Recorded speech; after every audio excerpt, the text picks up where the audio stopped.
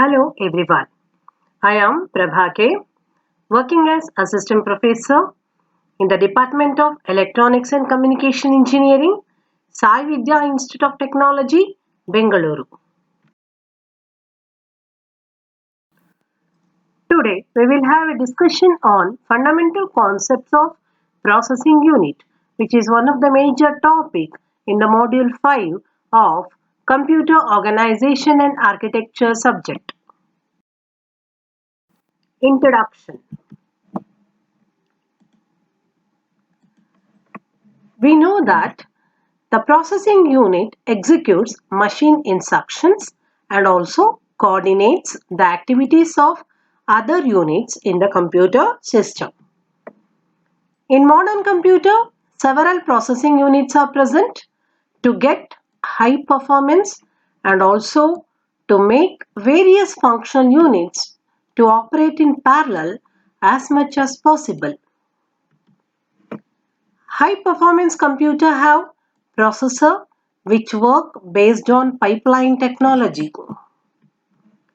In some computer, superscalar operation is incorporated with which the processor fetches several instructions and executes all fetched instructions at the same time. Coming to the fundamental concepts of processing unit. To execute a program, the processor fetches one instruction at a time and performs the operation specified in the opcode of the instruction. The processor keeps the track of the address of the memory location containing the next instruction to be fetched using register called program counter. After fetching an instruction, the content of the PC is updated to point to the next instruction in the sequence of the program. A branch instruction may load a different value into the PC. To execute an instruction, the processor has to perform following three steps. First one, fetch the content of the memory location pointed by the PC. The memory location consists of instruction that is to be executed, and this instruction is stored into the instruction register with the help of MAR and MDR register. This entire operation is carried out, and symbolically it is written as the content of the PC will be pointing to the memory location, and the content of that memory location will be transferred to the instruction register.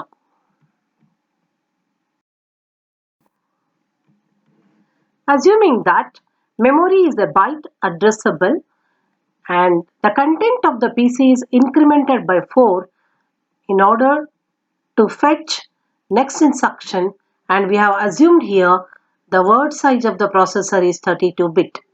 So previous address of the PC is added to the constant 4 to get the next address of the instruction. Carry out the action specified in the instruction opcode and that has been stored in the IR after fetching from the memory location.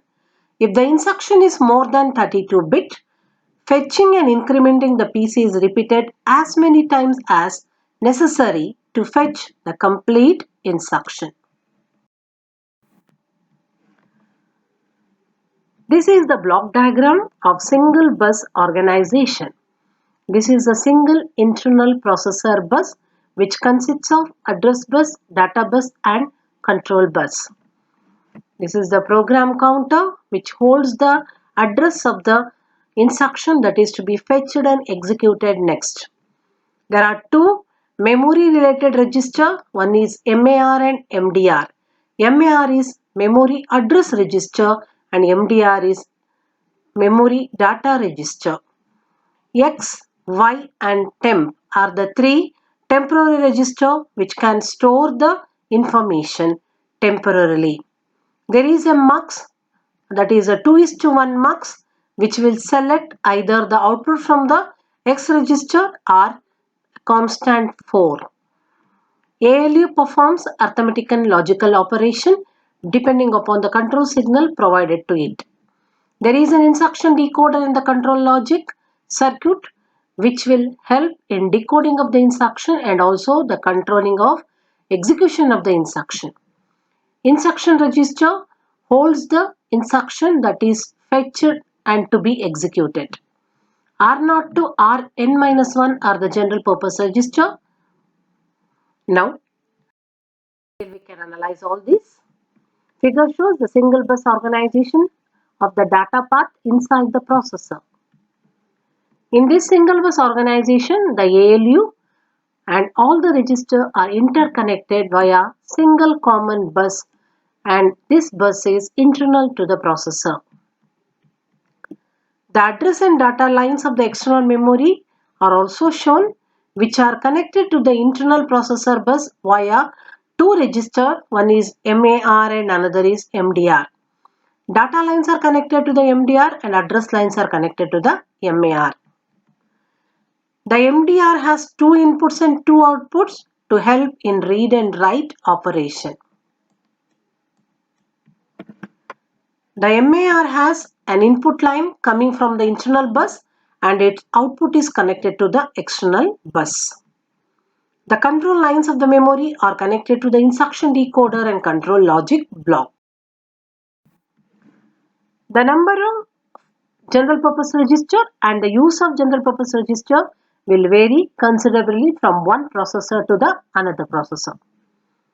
Registers are provided for general purpose use by the programmer. There are dedicated registers which are used for the special purpose, example index register and pointer registers.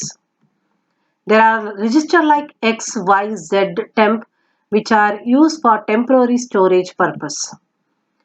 The registers which never used for storing the data which are generated by the one instruction for the later use by the another instruction. The multiplexer selects either the output from the Y register or a constant value that is to be provided as an input A to the ALU. The constant 4 is used to increment the content of the program counter whenever the next instruction is need to be fetched. As instruction execution progresses, data are transferred from one register to the another and ALU performs arithmetic or logic operation as specified in the instruction. The instruction decoder and the control logic unit is responsible for implementing the actions specified by the instruction which has been loaded into the IR register. The instruction decoder generates the control needed to select the register involved and the direct data transfer. The register, the ALU and the entire connecting bus are collectively referred as data path. An instruction can be executed by performing one or more of the following operations in the specified sequence.